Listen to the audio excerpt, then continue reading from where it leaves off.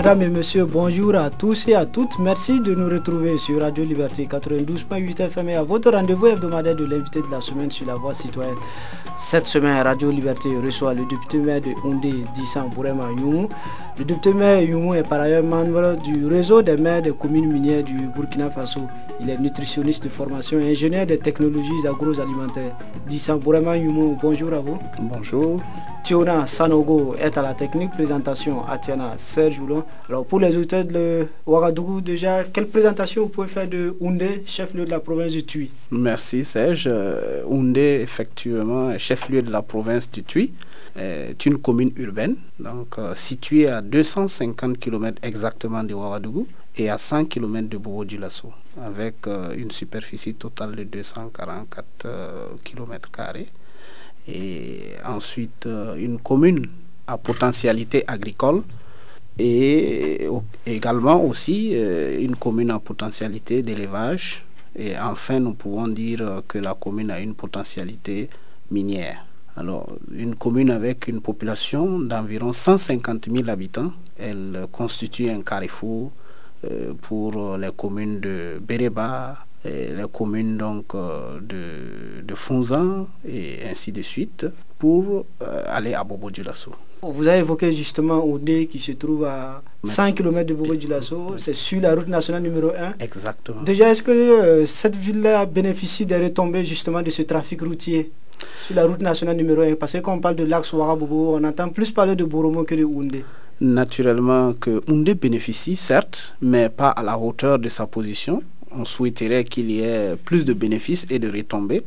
Et elle paye le prix donc du fait que Boromo soit à mi-chemin entre Ouaga et Bobo. Et beaucoup de compagnies de transport préféraient bien faire une escale à Boromo plutôt que de faire une escale à Houndé. Alors, l'autre chose qu'il faut reconnaître, c'est que les infrastructures en matière d'accueil des compagnies de transport n'ont pas suivi, ce qui fait aussi que certaines compagnies jugent que l'infrastructure routière qui doit accueillir les escales n'est pas aussi adaptée. Vous voyez que de plus en plus, le standing des compagnies de transport au Burkina est en train d'être mis à une barre très haute. Sinon, effectivement, de par le passé, il y avait des escales aussi à Houndé. Au fur et à mesure, on a supprimé l'étape. Pour les compagnies plus ou moins organisées, on a supprimé l'étape de Houndé. Je ne dirais pas pour des compagnies plus organisées, des compagnies plus exigeantes et qui pensent vraiment que c'est l'exigence du client de ne pas faire plusieurs escales sur la route. Autrement, il y a des compagnies, le trafic est toujours dense et la gare de Houndé est très fréquentée. Mais nous voudrions quand même qu'il y ait plus de fréquentation, vu la population, vu le développement local qui s'est amorcé. Il était évident quand même que des compagnies comme, en tout cas nous le savons, puissent faire des escales sur place à Houndé. Alors justement, au niveau du conseil municipal, qu'est-ce que vous avez fait justement depuis que vous êtes à la tête de la ville de Houndé? Alors d'abord, la première étape que nous avons pu faire, c'est de pouvoir étendre la gare, c'est-à-dire trouver un terrain pour agrandir la gare. Et la deuxième étape, c'est de monter un projet pour la recherche des financements, pour la rénovation ou carrément la reconstruction de la gare sur le même site. Parce qu'actuellement, la gare est vraiment délabrée. Et nous n'avons pas encore acquis les financements. Mais nous espérons que d'ici la fin de l'année 2019, nous pourrons déjà lancer le projet de construction de la gare. Une gare d'un standing qui va attirer forcément les compagnies de transport et beaucoup de populations qui vont utiliser ces compagnies. Alors, vous avez évoqué les potentialités agricoles. Houndé est reconnu comme une des villes productrices de coton aussi. C'est bien cela? C'est vraiment une reconnaissance très ancienne. Houndé est la commune, je dirais, par excellence de la production de coton. C'est pourquoi nous abritons 2 usines de la Sofitex.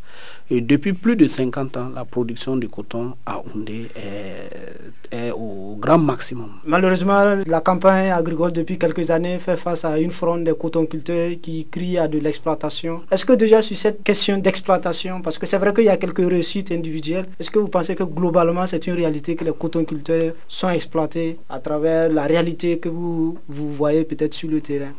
Bon, je dirais d'abord que depuis la crise du coton, Houndé n'a jamais failli. Houndé a toujours répondu par sa production de coton. Les cotonculteurs ont toujours produit à la hauteur de l'estimation que les techniciens ont pu leur imposer. Par rapport aux prévisions. Par rapport aux prévisions. Et chaque année, c'est comme ça.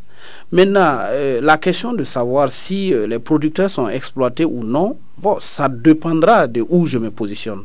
Autrement, je dirais qu'on pourrait mieux faire pour les producteurs. Et comme notre coton est très dépendant du marché mondial, bon, je me dis que les organisateurs de cette filière savent évidemment combien coûte le coton sur le marché mondial, qu'est-ce qu'ils pourraient faire pour réconforter ces producteurs qui pratiquement tombent dans des impayés chaque année. Il y a la question des impayés, effectivement, mais il y a aussi cette sélection, premier choix, deuxième choix, alors qu'à l'usine, il n'y a pas de premier et de deuxième choix. Naturellement que oui, c'est le mode de traitement qui va différer. Quand on parle de premier choix, les gens ont plus de facilité de traiter ce coton à l'usine.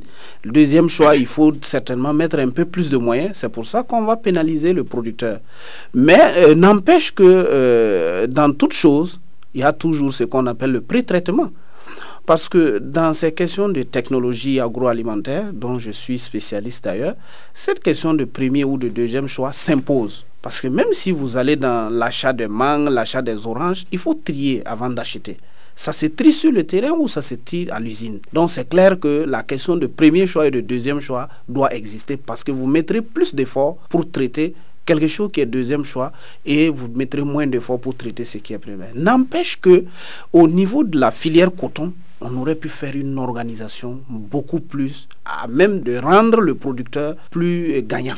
On a évoqué aussi cette question de la qualité des intrants, des pesticides, tout cela est évoqué.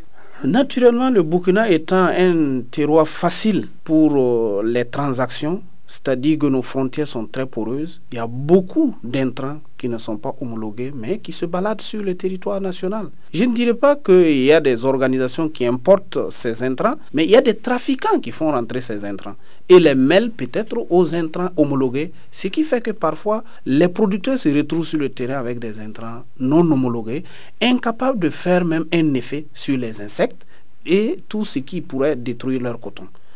Alors l'autre chose, c'est que parfois on se retrouve avec des insecticides ou des pesticides beaucoup plus dangereux qu'on imagine. Pourquoi? Parce qu'au-delà de l'effet que ça fait sur les insectes et tous les éphémères qui peuvent tourner autour du coton, ça joue énormément sur l'environnement. Et jouant sur l'environnement par ricochet, l'être humain même, sa santé est en danger. Et n'oublions pas que quand on utilise ces pesticides, ça va jouer sur la flore. Et ça joue sur la flore et par conséquent sur la faune. Et nous-mêmes sur notre santé. Et n'oubliez pas qu'à la fin, à la récolte, il y a des taux résiduels qui se retrouvent dans certaines céréales. Et du coup, ça pose énormément de problèmes pour la santé de l'être humain et de façon globale. Alors, sur l'aspect minier, on va revenir sur ça largement parce que vous êtes membre justement du réseau des maires des communes minières.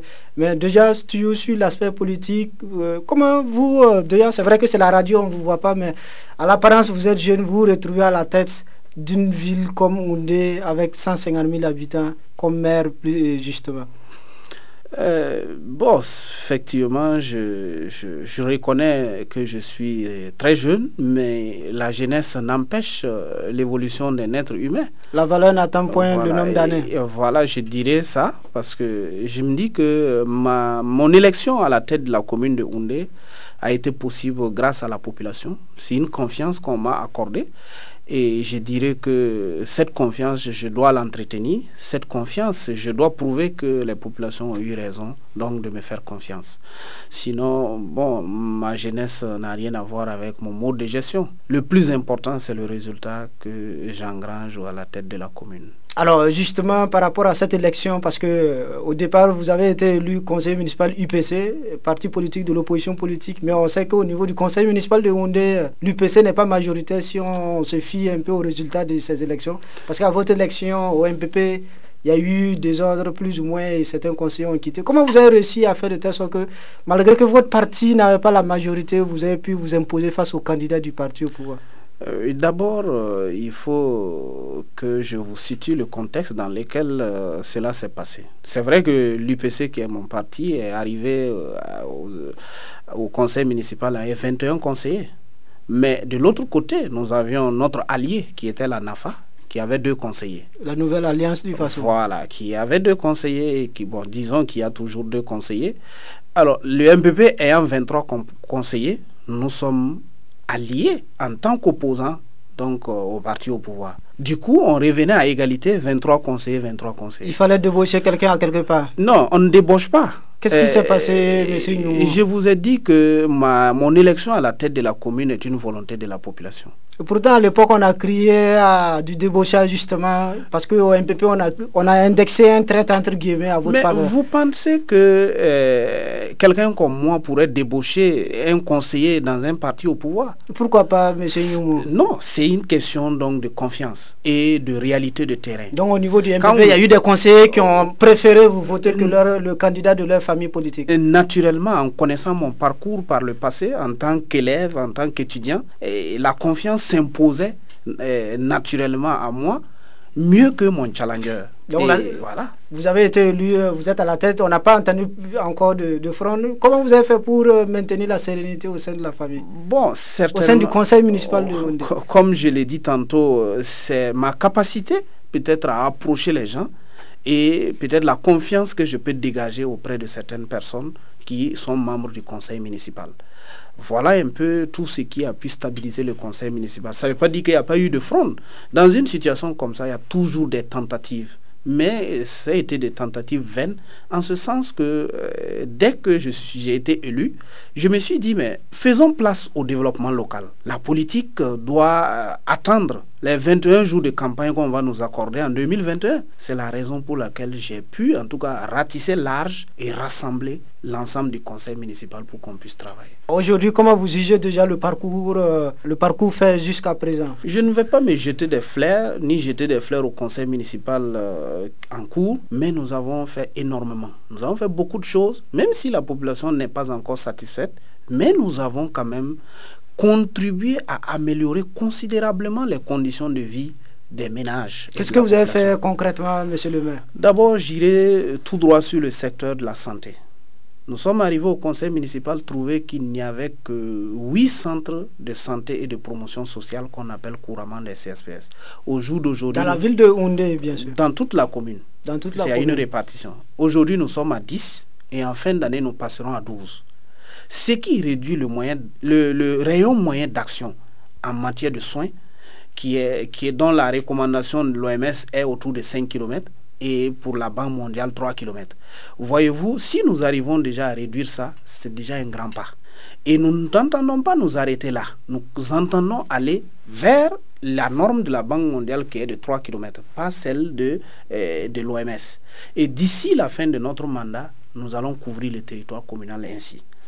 L'autre chose dans le secteur de la santé, quand nous arrivions au conseil municipal, il y avait des difficultés pour la logistique qui permet de transporter les malades qui sont des cas critiques vers des plateaux techniques plus élevés. Aujourd'hui, vous arrivez à Yaoundé, vous trouverez que les malades ne posent plus ce problème. Nous sommes même en train de tendre vers la réduction des conditions pour se faire transporter et se faire soigner vers un plateau technique beaucoup plus élevé. Ça, c'est un premier aspect. Alors, le deuxième aspect que je peux encore évoquer, c'est le secteur de l'éducation. Nous sommes arrivés à trouver que beaucoup de villages manquaient d'infrastructures scolaires, les équipements comme les salles de classe. Nous avons fait l'effort de construire plusieurs salles de classe. J'ai tendance à dire que nous sommes presque à 21 salles de classe construites pour essayer de niveler un peu, que ce soit dans le primaire, le post-primaire et même le secondaire. Nous avons fait un effort de renforcer ce secteur de l'éducation. Et chaque année, il y a des dotations en matériel spécifique, en manuel et en fourniture scolaire pour les écoles. Bien que nous sommes appuyés par l'État, mais la commune fait des efforts. Le secteur le plus sensible, qu'est le secteur de l'eau, aujourd'hui, si vous arrivez à Yaoundé, avant, on pouvait faire, il y a des ménages qui pouvaient faire 2 semaines. Malgré que Yaoundé fait partie des zones du Burkina les plus arrosées. Oui, mais il n'y avait pas d'eau potable. Ce n'est pas l'eau du marigot que les populations doivent boire, ni l'eau des puits forcément.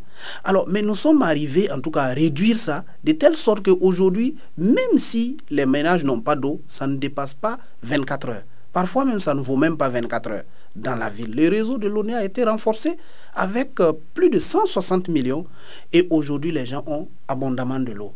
L'autre chose, c'est que dans les villages, nous sommes arrivés à réaliser ce qu'on appelle les PMH. Les PMH, les pompes à motricité humaine. Nous avons réalisé des AEPS. Aujourd'hui, sur les 15 villages rattachés à la ville, nous avons au moins 7 villages qui ont des AEPS et il y a 2 autres qui attendent pour avoir des AEPS. Et tous les villages ont au moins 2, 3 ou 4 forages. Alors, sur la problématique, presque toutes les communes connaissent la question du foncier. Est-ce qu'à Houndé, c'est une question que vous faites face? Le foncier, Houndé fait grandement face au foncier. N'oubliez pas qu'on se retrouve dans une situation où il y a beaucoup de migrants qui sont installés à Houndé. L'autre chose, c'est la montée de l'industrie minière qui a besoin de terre. Les agriculteurs en ont besoin. Les éleveurs en ont besoin pour le pâturage. On se retrouve dans un conflit énorme. Mais grâce à un projet allemand, nous avons pu mettre en place dans plus de 10 villages ce que nous appelons les instances foncières. C'est la loi qui autorise la mise en place de ces instances. Ces instances, leur rôle, c'est donc de pré-traiter les problèmes fonciers avant que ces problèmes arrivent au niveau de la commune. Et aujourd'hui, je dirais que nous sommes arrivés à niveler la situation de telle sorte qu'il y a des conflits, mais ce n'est pas des conflits parfois qui sont en tout cas très fatals. Est-ce qu'au niveau du conseil municipal, il n'y a pas de contentieux, il n'y a pas d'accaparement des terres, comme on le constate, ou certains de vos collègues qui sont épinglés dans des questions de gestion du lotissement ou de la question foncière? Non, nous ne nous accaparons pas les terres. Vous voyez, Monsieur Youmou ne fait pas partie de ces maires? Non, moi je ne m'accapare pas les terres. J'en ai besoin, mais je les veux naturellement. C'est vrai qu'avant d'être maire, j'avais des terres. Avant d'être maire, j'avais un champ, et ainsi de suite. Est-ce que le patrimoine n'a pas accru, justement? Non, je n'ai pas eu besoin d'accroître mon patrimoine. Je dirais même que peut-être qu'à un moment donné, j'ai eu tendance à céder certaines choses pour peut-être accompagner des personnes qui étaient plus dans le besoin que moi. Vous êtes bien sur Radio Liberté 92.8 et vous êtes à votre émission L'invité de la semaine. Cette semaine, le député maire de Houndé, Youmou Dissa Bourema, est notre invité. Alors, vous êtes député maire, c'est un luxe déjà au Burkina parce que vous êtes très peu de Burkinabés, d'hommes politiques à accumuler ces 2 casquettes-là. Pourquoi vous avez tenu à garder les 2 casquettes député maire? Parce que vous n'êtes qu'une poignée d'hommes politiques député maire. Vous avez bien voulu dire que député maire c'est un luxe. C'est quand je suis rentré dans les 2 fonctions que j'ai compris que ce n'est pas un luxe. Ah bon? C'est une charge. Mais pourquoi vous vous êtes porté ces charges-là alors? Mais attention, quand on est un ouvrier de la nation, on ne fuit pas la charge. C'est la raison pour laquelle je me suis maintenu et je tiens à relever ce défi. Sinon, c'est une charge. Vous ne voulez pas vous décharger quand même? C'est une charge énorme. Vous ne voulez pas vous décharger un peu pour pouvoir vous permettre de vous concentrer sur une seule fonction? Ça se prend sur 2 aspects. Je pourrais bien me décharger si c'est une charge que j'étais juste allé prendre posée sur ma tête. Mais n'oublie pas que nous sommes rassemblés pour prendre la charge ensemble et la faire porter par ma personne. Certains partis politiques ont refusé la consigne que leurs militants conservent les 2 postes. C'est une erreur. C'est une erreur. Oui. Donc il faut permettre aux gens de cumuler député maire. Oui, je dois le dire parce que en assumant ces 2 fonctions, j'ai vu quel avantage ça pouvait donner au développement local. Montrez-nous dans votre cas comment vous réussissez à faire de telle sorte que Houndé soit bénéficiaire parce que son élu, ou du moins il a un de ses fils qui est député maire. Voyez-vous, je suis député. Je suis en contact avec la sphère réduite des décisions. Vous votez des lois, vous contrôlez l'action gouvernementale et vous consentez à payer l'impôt tout simplement. Ça, c'est le rôle régalien. Et en plus, vous ne séjournez, ça fait que vous séjournez moins dans votre ville. Non, je parle du rôle managérial. Je ne parle pas du rôle régalien du député. Ça, c'est ce que j'assume. Je l'assume parce que la preuve, c'est que je réponds toujours présent quand il s'agit des questions du Parlement. Je réponds toujours présent quand il s'agit des questions de la collectivité. Mais je parle du rôle managérial. Un député, il a accès à une sphère donnée.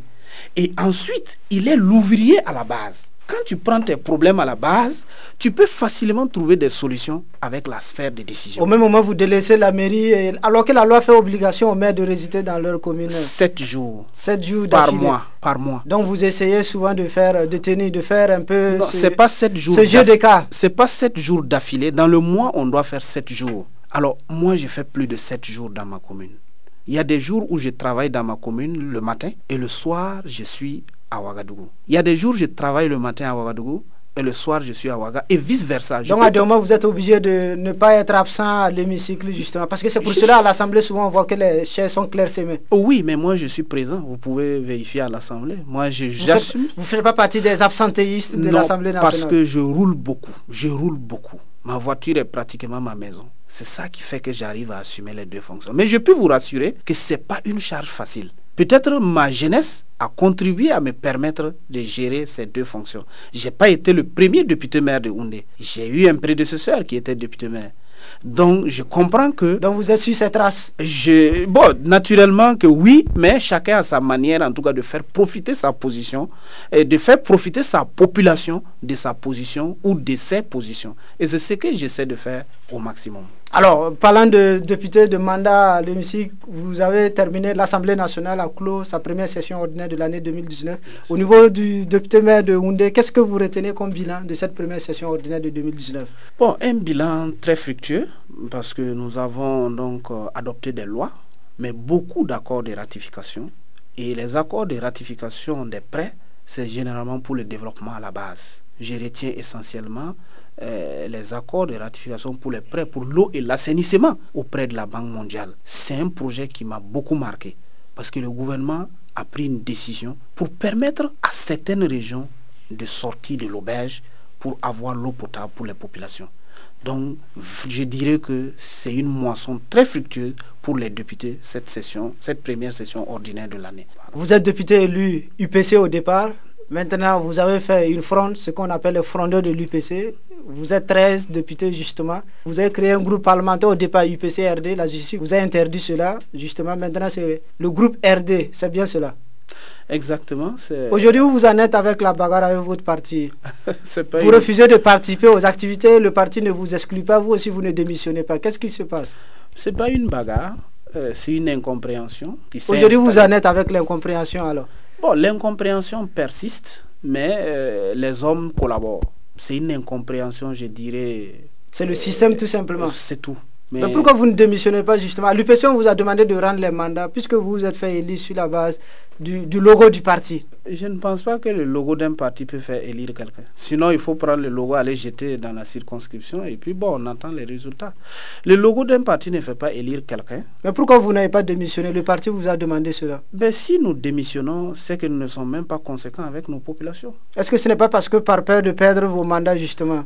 Perdre nos mandats, vous dites bien nos mandats. Pourquoi tu voudrais bien perdre ton mandat? Puisque vous avez porté les couleurs d'un parti, c'est un parti politique qui vous a porté, et si qui vous a inscrit sur la liste électorale, justement. Naturellement que oui, c'est un parti qui nous a inscrits sur la liste. Mais nous sommes arrivés dans une situation où, quand on est élu, on devient un élu du peuple. Et quand on doit quitter cette fonction, il faut bien une décision du peuple. Vous avez suivi l'évolution de la situation où l'UPC, je dirais, mon parti avait demandé au peuple de réclamer son mandat. Bon, moi, je n'ai pas vu un rat. Donc, à Houndé, on ne vous a pas réclamé votre mandat? Non, la population ne va jamais me réclamer un truc comme ça. Comment tu peux faire confiance à quelqu'un et après tu sors pour lui dire, bon, écoute, toi, la dégage? Non, ça... Parce que vous avez créé une fronde à l'intérieur, on vous a dit au départ que vous avez roulé pour Salif Diallo, justement. Bon, paix à son âme, je pense qu'on peut l'accuser comme on veut. Celui qui veut, il peut dire que j'ai roulé pour Salif Diallo. J'étais très proche de lui, je dois le dire. C'est pas méchant. C'est un être humain. Donc vous étiez en train de faire un travail d'affaiblissement de l'UPC pour l'UMPP? Un travail d'affaiblissement de l'UPC. Après avoir fait une bataille pour l'UPC, je vais faire un travail... Est-ce que ce n'était pas une question de positionnement pour vous-même? Moi, positionnement où? Sur la scène politique, M. Nyoumou. Mais est-ce qu'avec l'UPC, je ne peux pas me positionner? Pourquoi je devrais faire une bataille d'affaiblir l'UPC pour me positionner? Alors aujourd'hui, écoute, je suis déjà positionné au sein de l'UPC. Il y a rare d'élus de l'UPC qui sont comme moi. C'est pas pour me jeter des fleurs, mais je sais ce que j'ai mené comme combat dans l'UPC. Je ne craignais pas des positionnements dans l'UPC. Alors, aujourd'hui, vous avez créé votre mouvement, le groupe parlementaire RD. Quel est votre positionnement? Opposition parlementaire ou majorité parlementaire? Bon, on s'en fout du positionnement. Moi, vous êtes équilibriste. Je suis un élu du peuple. Vous êtes un équilibriste. Notre position, c'est vraiment la meilleure des positions. Quelle est la meilleure des positions? La meilleure des positions pour un député, c'est de voter en toute liberté et en toute conscience. Est-ce que l'appartenance à un groupe parlementaire, que ce soit de l'opposition ou de la majorité, empêche à l'un élu de voter selon sa conscience? Vous ne savez pas qu'il y a des consignes de vote? Est-ce que vous êtes obligé de suivre les consignes de vote? Nous ne sommes pas obligés. Et actuellement, c'est ça notre position. Nous ne sommes pas soumis à des consignes de vote. Donc chacun vote selon sa conscience. Exactement. Donc on ne sait pas, le groupe parlementaire RD, c'est l'opposition, c'est la majorité, on ne sait pas où on peut vous classer. Non, en fait, c'est des classifications, je dirais même péjoratives, opposition, majorité. Parce que si tu es un élu du peuple, ton rôle et ton souci, c'est de faire en sorte que la population ait un bien-être. Ce n'est pas de dire que je suis libéral, je suis social-démocrate, je suis ceci ou je suis cela. C'est des enseignements que les gens utilisent pour la manipulation des populations. Donc pour moi, un élu du peuple doit être libre de voter une loi parce que cette loi permet aux contribuables ou aux citoyens lambda d'avoir un mieux-être. Voilà comment je vois les choses. C'est pour ça que ma position actuelle, je juge que c'est une position que tous les députés devraient avoir. Donc on devrait sortir de ces schémas d'opposition de majorité. Exactement, dès qu'on arrive au Parlement. Là, mais dès qu'on quitte le Parlement, le combat politique s'impose. Alors aujourd'hui, dans le combat politique, où vous vous situez? Dans le combat politique... Est-ce que vous êtes à l'opposition, M. Youmou? J'attends que ma population décide de où je dois me positionner. Au départ, vous étiez à l'opposition en tout cas? Naturellement. Est-ce que ça a changé? Ça n'a pas changé, mais j'attends que ma population décide. Vu ce qui s'est passé à l'opposition. Pour certains observateurs, vous êtes plutôt maintenant tendance majorité présidentielle. Non, majorité présidentielle... Parce que vous dites à vos membres de voter selon leur conscience, mais apparemment c'est un vote mécanique en faveur des projets de loi et des propositions de loi présentés par le gouvernement. Je dirais que je vote des lois qui permettent aux populations d'avoir un mieux-être. Si le parti au pouvoir dépose une loi qui pourrait créer des conditions médiocres pour ma population, je ne voterai pas.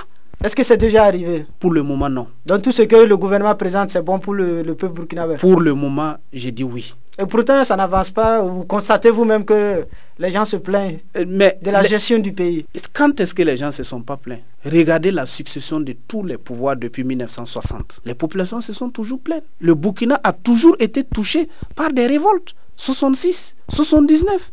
Alors, 2014, et j'en passe, je ne vais pas rentrer dans les détails. Le peuple s'est toujours plaint. Donc à ce rythme, on n'est pas exclu de révolte? Et à ce rythme, je ne peux pas prévoir une révolte. Vous pouvez faire une analyse, M. Youmou?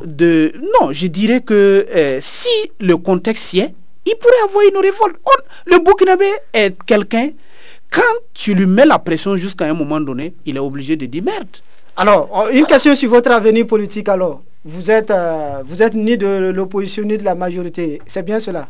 Je dirais oui, c'est bien cela. Alors, quel est votre avenir politique? Parce qu'entre-temps, on avait annoncé que vous allez créer un parti politique, on n'a rien vu venir. Mon avenir politique... On a annoncé certains de vos camarades dans le gouvernement, on n'a rien vu venir. Finalement, on ne sait pas. Qu'est-ce qui se prépare au niveau des 13 frondeurs?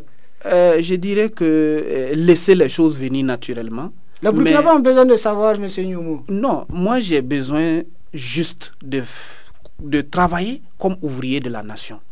Ce n'est pas ce que les Burkinabés savent qui est important. C'est ce que je fais pour les Burkinabés qui est important. Les Burkinabés ont besoin de savoir quelle offre politique on leur propose. Le Burkinabé n'a pas besoin d'offre politique. Le Burkinabé a besoin d'un développement. Est-ce que vous pensez que toute cette fronde sociale-là, c'est qui a fait quoi, qui est de MPP, qui est de l'UPC, c'est ça qui les importe? Non. Les gens ont besoin d'améliorer leurs conditions de vie et de travail. Donc c'est ça qui est important. Mais ce que les Burkinabés savent de la politique, ça c'est pas important. Alors, qu'est-ce qui est prévu à l'horizon au niveau des 13 frondeurs? Vous n'avez pas répondu à la question. Je n'ai pas répondu à la question parce que ça ne saurait trop durer. 2020 c'est comme demain. Donc il y aura un positionnement.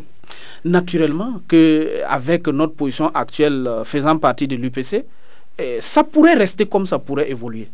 Ça, il faut déjà que vous le sachiez. On avait annoncé la création d'un parti politique. Est-ce que oui ou non, vous êtes à cette étape-là? Mais comme on a annoncé, moi, je préfère qu'on attende que ça vienne. Vous ne voulez pas confirmer sur ces antennes que vous êtes en train de voir s'il faut créer un parti politique? Ce n'est pas une confirmation. Peut-être que moi, ça ne me fleure même pas déjà l'esprit. Je suis tellement préoccupé par le développement au niveau local que ces questions partisanes m'importent très peu. Mais ma population décidera de quel positionnement nous aurons, en tout cas à la veille des élections.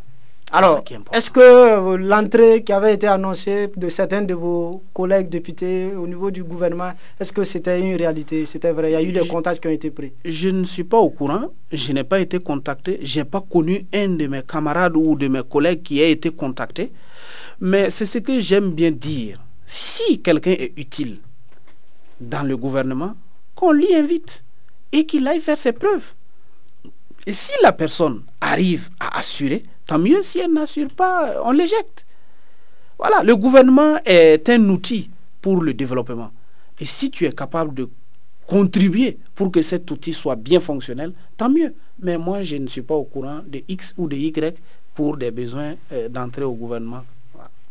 Pour ceux qui viennent de nous prendre en marche, vous êtes bien sur Radio Liberté 92.8 FM et vous êtes à votre émission, l'invité de la semaine. Cette semaine, le député maire de Houndé, Dissam Bourema Youmou, est notre invité. Alors, on va s'arrêter sur l'aspect minier qu'on avait évoqué tantôt par rapport à Houndé. Finalement, au niveau des maires du Burkina, vous avez décidé de vous mettre ensemble, de créer un réseau des maires des communes minières. Déjà, pourquoi la nécessité de se retrouver ensemble justement pour défendre la cause des communes qui abritent des sociétés minières industrielles, dont l'exploitation est industrielle? Je crois que c'est bien cela. Oui, c'est bien ça. Seule la voix porte moins. Ensemble, nous pouvons aller plus loin. C'est la raison pour laquelle les maires des communes minières ont décidé de se mettre ensemble pour mieux faire entendre leur voix. Donc, si vous avez suivi l'évolution des événements, nous avons tenu une conférence de presse. Le 12 avril dernier. Exactement, pour revendiquer le Fonds minier de développement local et d'autres aspects liés en tout cas à l'exploitation de l'or. Vous parlez de l'opérationnalisation rapide du Fonds minier, justement, Exactement. La mise à disposition de ces ressources pour accélérer l'exécution des plans communaux de développement, Exactement. du paiement intégral des sommes dues par chaque société minière soumise à la contribution de ce fonds, Exact. et le paiement intégral des sommes dues par l'État. Exactement. On va aller par étapes. Pourquoi ces questions ne sont pas prises en compte au niveau de l'AMBF? Parce qu'il y a une association des municipalités du Burkina Faso. Est-ce que cette instance ne pourrait pas porter votre voix? Oui, l'instance pouvait bien porter cette voix. La preuve, c'est que moi-même, j'ai été envoyé par l'AMBF pour représenter cette fêtière au sein d'un comité qui travaille sur le fonds minier. L'AMBF peut porter. Mais croyez-moi, l'AMBF est tellement vaste que parfois... C'est l'association de toutes les municipalités du Burkina. Voilà, que parfois, certains détails ne sont pas vus comme quelque chose de très important. Je dirais que j'ai toujours crié au sein de l'AMBF qu'on doit avoir un regard particulier sur les questions minières. Mais vous savez pourquoi l'AMBF porte difficilement la question minière? Parce que pour le ministère des Mines, le secteur des mines n'est pas transféré aux collectivités. Du coup, votre voix ne portera pas si vous ne vous positionnez pas si vous n'êtes pas dans une posture où vous pouvez parler plus fort que celui qui pense qu'il est plus fort. C'est la raison pour laquelle nous avons mis en place ce réseau des maires des communes minières. Alors, c'est quoi exactement le fonds minier pour permettre à ceux qui ne suivent pas justement ces questions? Le fonds minier est un fonds décidé par la loi sur le code minier de 2015. Voté en 2015. Alors, ce fonds doit servir à faire des investissements pour les communes directement impactées et pour toutes les communes du Burkina. Selon la loi, c'est 1% du chiffre d'affaires des sociétés minières. C'est 1% du chiffre d'affaires mensuel des sociétés minières. Mais dans ces 1% qui sont donc reversés au compte du fonds minier, il y a une répartition, je dirais, proportionnelle en fonction de l'impact de la mine sur les populations. Et ça a été décliné dans un décret, ça a été décliné dans les textes, les arrêtés d'application de ce décret. Donc, depuis 2015, la loi a été votée. Jusqu'en 2019, vous n'avez pas reçu un seul copec? Pas un seul iota pour le moment. Qu'est-ce qui se passe? Bon, ce qui se passe, c'est qu'il y a des tractations entre les sociétés minières et le gouvernement. Et pourtant, la loi a été votée. Il faut l'appliquer. La loi a été votée, mais certains clament le fait qu'ils ont leur convention ou ils ont leur permis d'exploiter avec l'État bien avant 2015. Il fallait harmoniser tout ça avant de pouvoir payer. Mais bon, bref, ça, c'est des détails techniques que la population ne doit même pas comprendre. La population s'en fout de ça. Le plus important, c'est qu'il y a une loi qui permet à la population de bénéficier des avantages de l'exploitation minière. Et c'est ça, il faut aller. Mais les détails techniques d'arrangement de 2015, j'ai eu mon permis d'exploiter en 2010, et ainsi de suite. Ça, c'est des paroles, je dirais, hautement politiques, mais qui n'ont rien à voir avec le développement local. Alors, pour le cas de Houndé, vous avez une société minière qui est installée, qui exploite le minerai. Quelles sont les retombées? Est-ce que Houndé ne bénéficie pas justement de cette présence de la société minière? Houndé bénéficie de la présence de la société minière. Parce que dans les formules de communication, il faut aussi dire ce qui se passe. Je vous disais tantôt que nous avons relevé le défi de l'eau. Il y a eu un appui de la société minière. Le secteur de la santé, nous avons reçu un appui de la société minière. La société minière qui est installée chez moi, c'est Oundé Gold Operation, une succursale de Andavo Mining. Au lancement, le président du Faso y était. Voilà, au lancement. D'aucuns n'avaient pas compris cette présence, justement. Au lancement de la construction, comme au lancement de l'exploitation, le président était là. Qu'est-ce qui justifie un peu cette attention du président du Faso? L'importance du jugement et l'importance de l'impact que l'installation de la société minière allait faire pour la localité et pour le Burkina en entier. C'est ça qui justifiait la présence du président du Faso. Ça ne veut pas dire que les autres mines ne sont pas des mines importantes. Mais croyez-moi, la mine de Oundé, selon les informations ou selon les sources indiscrètes, serait la plus grande mine du Burkina et même de l'Afrique de l'Ouest. Vous voyez que le président du Faso lui-même se doit quand même d'être présent et de les encourager à continuer l'investissement. Mais bref, ce n'est pas ça qui est important pour nous. Ils peuvent faire toutes les procédures en haut là-bas. Mais ce qui est important pour nous, c'est ce que la mine donne à la localité. Justement, vous êtes en train de citer des CSPS, des écoles. Oui. Est-ce que ce n'est pas infime, justement, par rapport aux impacts environnementaux, à toutes ces conséquences sur la population? C'est très infime parce que lorsqu'on estime l'investissement global de la mine depuis son installation, nous sommes autour d'1,1 milliard d'investissements dans les secteurs sociaux. C'est très infime. C'est très infime. C'est très infime en ce sens que le jugement de Oundé est très important. Et si nous devons faire une estimation au jour d'aujourd'hui, nous dirons qu'ils ont assez exploité. Et Oundé devrait bénéficier davantage. Parce que quand tu es installé à quelque part et que tu as des avantages, il est important aussi d'accompagner les populations locales. Il est important d'accompagner le développement local. À ce jour, ce n'est pas encore fait. Non, j'ai dit c'est fait parce que... Ce qui est fait est infime plutôt. C'est ça. Parce qu'il pourrait faire mieux. La ville devrait briller comme une étoile. En tout cas, il y a 2 sociétés minières, il faut que je le dise. Il y a Oundé Gold et il y a Bouéré Doun Gold. Une 3e société en perspective. Donc vous comprenez avec moi que nous ne devrions pas être à ce stade. Ce n'est pas brusque, mais quand même on devrait voir l'allure de la ville qui est en train de se développer. Alors, à propos de la question de l'emploi des locaux, justement, est-ce que c'est une question qui est une réalité au niveau du chef-lieu du TUI? Si vous suivez l'actualité, vous allez voir qu'il y a eu une fronde, il y a eu le mouvement des jeunes. Et bon, c'est aussi ça. La question des emplois était très difficile. Sur toutes ces questions, on ne vous a pas entendu, on a laissé la population se démerder tout seul. Non, vous ne m'avez pas écouté. On a laissé à l'approche des élections ou pour des questions de... Vous ne m'avez pas écouté, sinon je me suis fait entendre. Et j'ai toujours donné mon opinion sur cette question d'emploi et des achats locaux. Et sur plusieurs médias, les gens m'ont interviewé, je leur ai dit ce que je pensais. Il n'est pas question que l'on vienne exploiter jusqu'à cette hauteur les terres, les populations et les relaisser dans la misère. Les jeunes croupissent dans la misère à Oundé. Et ça, c'est très difficile. Soit disant que X n'est pas instruit, nous ne pouvons pas l'employer. Ah mais non. Il y a des emplois où on n'a pas besoin d'instruction. On n'a pas besoin d'être instruit. Un manœuvre n'a pas besoin d'être instruit. Alors, vous êtes sorti, vous avez organisé votre conférence de presse le 12 avril. Qu'est-ce qui a changé depuis votre sortie? Le fonds minier est en marche.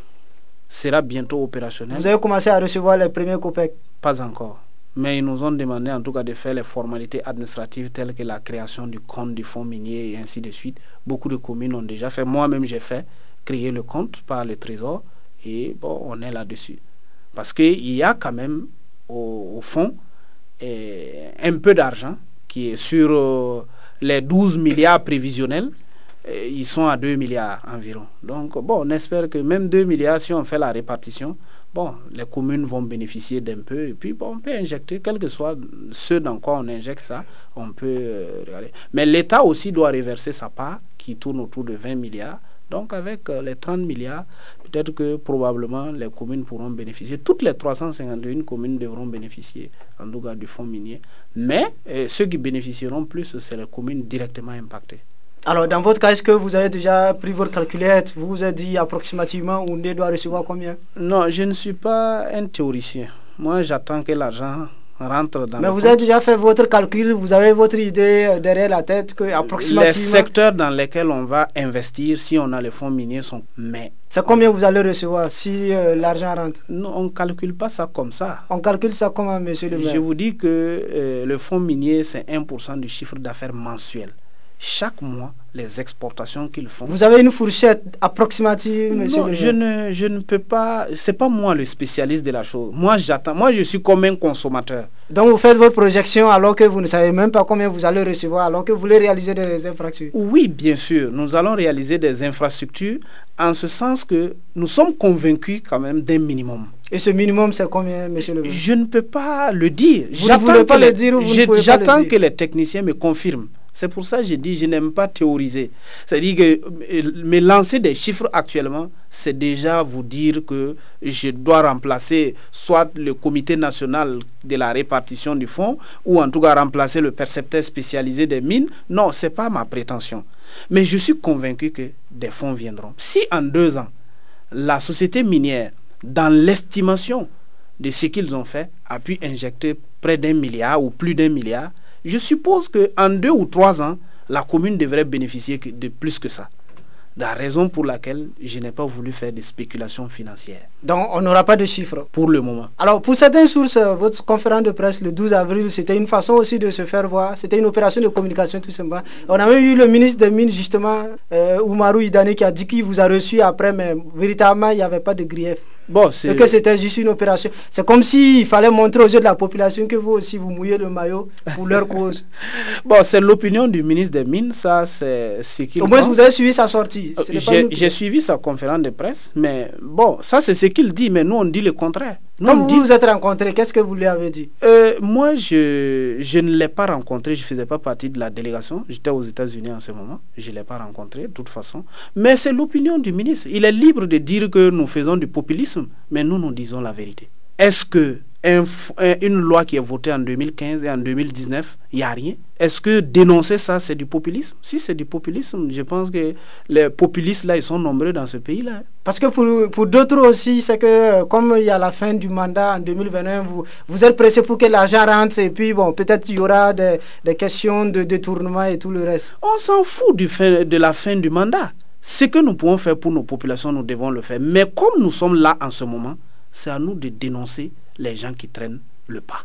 Moi, je vous pose une question. Donc, il n'y a pas des idées de détournement derrière la tête? Quelle idée de détournement? Les populations ont manifesté, ont lutté depuis. Maintenant, bon, on se lève, on attend qu'on fasse tomber l'argent justement pour qu'on dépense. Quelle idée de détournement? Il n'y a pas d'idée de détournement. C'est nous qui sommes aux commandes en ce moment. Si nous ne défendons pas ce qui appartient à la population, nous serons cités comme responsables aujourd'hui ou demain. Est-ce que vous comprenez certaines populations justement qui indexent des maires d'être complices des sociétés minières qui de temps en temps prennent des enveloppes? Mais moi, qui défendent justement des sociétés minières? Moi, j'ai pu vous dire qu'aucun maire ne peut être complice d'une société minière dans le cadre du fonds minier. La décision... Nous parlons plus globalement des retombées justement. Bon, plus globalement. Plus globalement. Mais écoutez, qu'est-ce que vous voulez? Qu'est-ce que vous voulez? Un maire, si tu peux avoir des avantages avec une société minière pour le bien de ta population, pourquoi tu ne le ferais pas? Est-ce que vous avez ces avantages personnels avec des sociétés minières? Moi, je n'ai pas besoin d'avantages personnels avec une société minière. Est-ce que vous en avez, monsieur le maire? Je n'en ai pas. De temps en temps, les sociétés minières ne vous octroient pas des enveloppes? Non, pas du tout. Vous ne recevez pas du carburant? Vous ne savez pas que ces sociétés minières-là ne fonctionnent pas avec les maires au niveau de la base. Ils ont des entrées plus importantes que des maires. Ces sociétés minières ont leurs entrées où, monsieur le maire? Bon, allez-y, posez la question peut-être au gouvernement. Ils vous diront jusqu'où il y a des entrées. Vous suivez avec moi. Si le ministre des Mines est capable de dire que les maires font du populisme, et ça veut dire à quelque part... Il défend les sociétés minières? Non, il défend les sociétés minières naturellement. Mais nous, quel intérêt un ministre a à le faire? Bon, moi, je ne sais pas. Je vous pose la question puisque... Moi, je ne sais pas. Puisqu'on pense que c'est les maires qui prennent des enveloppes en bas pour défendre les sociétés minières. Mais je ne crois pas qu'il y ait un seul maire qui voit sa population qui croupisse dans la misère et qui prenne des enveloppes pour permettre à une société minière de piétiner, non, de piétiner, pas d'exploiter seulement, de piétiner les intérêts de sa population. Non, c'est inadmissible. Je dirais que ce dont nous on a besoin, c'est des électeurs. Et les électeurs, ce sont nos populations. Nous n'avons pas besoin d'enveloppes. Nous avons besoin de nos populations. Vous ne voulez pas vous enrichir comme d'autres? S'enrichir, on peut s'enrichir de façon licite. C'est ça. Il faut travailler pour s'enrichir. J'ai dit, aucun maire ne dormait à la maison et puis on l'a pris venir mettre comme maire. Tous les maires travaillaient. C'est quand tu veux t'enrichir de façon illicite que tu te retrouves dans une situation difficile. Alors d'où viennent ces informations de ce que certains maires seraient complices parce qu'ils reçoivent des prébendes? C'est de la spéculation dans votre domaine, vous qui êtes dans la communication. Ce sont les journalistes qui font de la spéculation. Je dois le dire. Donc sinon, vous êtes catégorique, aucun des maires du Burkina n'est complice d'aucune société minière. Vous parlez à votre nom, vous êtes le porte-parole. Je ne vais pas porter la croix de tous les maires, mais je dois vous dire, dans le réseau des maires des communes minières, nous échangeons beaucoup. Et vous savez, aucune information ne peut être dissimulée. Si une société minière a l'habitude de donner des enveloppes sous la table à des maires, ça va sortir et ça va se savoir. Mais les gens font de la spéculation verbale en annonçant des choses dont ils n'ont pas les preuves. C'est ça qui est difficile. Moi, je voudrais bien qu'on me dise que bon, le maire de Houndé a pris une enveloppe sous la table avec une société minière et voici les preuves, là où il a signé, là où il a fait. Ça, c'est correct. C'est l'occasion pour moi peut-être de vous rappeler cette spéculation dans la communication. Vous savez que la crise au sein de mon parti est partie d'une spéculation. Quand quelqu'un a supposé qu'il y avait un complot au sein de l'UPC contre le parti au pouvoir. Et qu'il y avait des réunions et que vous voyez telle personne est en contact avec qui. Mais regardez comment une spéculation de communication peut créer une crise d'une telle ampleur. C'est la même chose. Les gens peuvent dire ce qu'ils veulent, mais... Donc ça ne repose pas sur la réalité. Il n'y a aucun fondement, sans pilier même. Ça tombe, dès qu'on essaie de fouiller en bas, ça tombe. Alors, sur une affaire qui est toujours d'actualité avec la société minière Essakane, c'est vrai que ce n'est pas à Houndé, c'est plutôt au Sahel, avec cette affaire de charbon fin, où on a eu toute cette sortie. Finalement, le ministère des Mines était obligé de sortir et s'en remettre à la justice. Comment vous avez suivi cette affaire de fraude, de soupçon de fraude d'or? Selon le réseau national de lutte anticorruption, cette affaire, il y a plus de 300 milliards de francs CFA que l'État perdrait si, avec cette sortie du charbon fin. 500 milliards. 500 milliards de francs CFA. Mais je vous recommanderais fortement de bien poser la question au ministre des Mines. C'est lui qui peut répondre. Vous qui êtes le maire, un maire d'une commune minière, comment vous suivez cette situation? Est-ce que c'est une situation qui vous conforte dans votre position? Ça ne m'intéresse pas parce que c'est naturel. La fraude de l'or est naturelle au Burkina. Ce n'est pas du charbon fin qui est la vraie fraude. La fraude de l'or est naturelle au Burkina. Il y a plein de fraudes. Ça, c'est comme une goutte d'eau dans la mer. Ça, c'est moi qui vous l'ai dit. Ce n'est pas la peine qu'on fasse des spéculations là-dessus. Les gens ont vu, tant mieux. Mais ça, c'est peut-être un petit bout de la fraude de l'or qui existe au Burkina. Donc, il y a bien plus que cela. Il y a bien plus que ça. Est-ce qu'à Houndé, vous faites face à des situations similaires? Puisque je ne suis pas dans la salle de coulée, pourquoi je vais faire face à ça? Mais est-ce que vous avez des informations de ce qu'il y a des choses pas très catholiques qui se passent là? Ça, c'est clair. Et comment vous faites pour essayer de faire des tests de contrer, de lutter contre cette fraude-là? Ce n'est pas mon rôle. Le ministère des Mines a la charge de contrôler l'exploitation et l'exportation de l'or. Apparemment, le ministère des Mines ne joue pas correctement son rôle. Posez la question au ministre des Mines. Si ils ont la possibilité de vous dire quand et où ils contrôlent l'or, bon, moi, ça va me rassurer et ça va rassurer le peuple burkinabé. Alors, il y a eu des ONG, des organisations non gouvernementales qui ont donné la voix justement sur l'implantation, sur l'existence de ces sociétés minières, qui estiment que certaines sociétés minières se comportent comme, certains sites sont comme des enclaves diplomatiques. Est-ce que vous voyez, c'est une réalité que vous vivez à Houndé? C'est pire que ça. C'est pire que ça. Qu'est-ce que vous voyez là-bas à Houndé? Mais écoutez, c'est un pays dans un pays. Alors que ce n'est que des sociétés. Ouais. Qu'est-ce qui explique la toute-puissance de ces sociétés-là? Mais c'est ce que je vous dis, c'est leur entrée, leur porte d'entrée. À Houndé, on a vu la présence du chef de l'État. Elle a dit que jusqu'à Kosiam, ils y vont, ils font comme ils veulent. Ça, je ne peux pas dire, je ne les ai jamais vus là-bas, mais je vous dis seulement qu'ils ont des entrées que nous, on y a. Il y a des exonérations fiscales, des avantages sur une longue période. Ces sociétés ne s'exécutent pas pour des lois votées. Finalement, est-ce que vous n'êtes pas impuissant? Ça, par contre, je pense que l'État devait mouiller les maillots sur ça. On ne peut pas permettre à une société de prendre suffisamment, mais de ne pas payer des taxes. Sur une période de 5-10 ans, des exonérations, 7 ans. Le minimum, c'est 7 ans. Des exonérations fiscales, vous ne payez rien, vous faites venir ce que vous voulez. Exactement. On dit que c'est pour attirer les investisseurs. Bon, il n'y a pas de problème. On n'a qu'à continuer à attirer les investisseurs. Lorsque l'or sera fini, bon, je ne pense pas qu'on va attirer des investisseurs. Peut-être qu'on va attirer des réparateurs. Et en ce moment, nous irons prêter l'argent au niveau des bailleurs de fonds pour venir réparer notre pays. Vous pensez que la situation est assez critique par rapport justement à cette exploitation minière au Burkina? La situation est très critique. Ce n'est pas assez critique, c'est très critique. Ça va créer des problèmes au pays. Parce que c'est une course de vitesse que les sociétés minières sont en train de faire. Elles savent très bien le mal qu'elles sont en train de faire à ce pays. Mais il faut faire vite, avant que les gens prennent conscience des dégâts que cela va produire dans les 10 années à venir. Mais qu'est-ce qui pourrait expliquer un peu cette passivité, sinon cette complicité au niveau de l'appareil étatique? La pauvreté de l'État. Nous n'avons pas d'argent pour faire face à nos problèmes. Donc, nous pensons que ce sont ces investisseurs qui vont résoudre nos problèmes. Non, ils nous créeront plus de problèmes. Aujourd'hui, ils semblent être les messies, mais demain, nous risquons de comprendre qu'ils ont suffisamment détruit ce pays. Il y a justement des ONG portées par il y a le porte-parole Jonas Yen qui demande à ce qu'on boycotte justement parce que sur la question de l'application du fonds minier, pour qu'on ne traite pas les dossiers afin de contraindre ces sociétés minières de s'exécuter. Est-ce que vous avez suivi cette actualité et vous pensez que ça peut apporter quelque chose?